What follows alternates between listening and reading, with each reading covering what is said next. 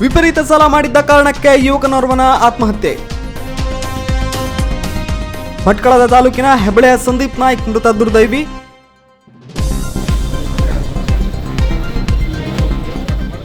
ಮಾಜಿ ಶಾಸಕ ಸುನಿಲ್ ನಾಯ್ಕ್ ಅತ್ಯಾಪ್ತರಲ್ಲಿ ಗುರುತಿಸಿಕೊಂಡಿದ್ದಂತಹ ಸಂದೀಪ್ ನಾಯ್ಕ್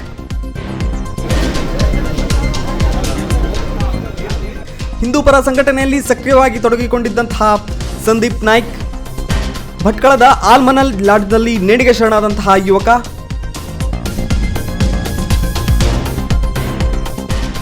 ಶವಾಗಾರಕ್ಕೆ ಭೇಟಿ ನೀಡಿ ಕುಟುಂಬಕ್ಕೆ ಸಾಂತ್ವನ ಹೇಳಿದ ಸಚಿವ ಮಂಕಾಳು ವೈದ್ಯ.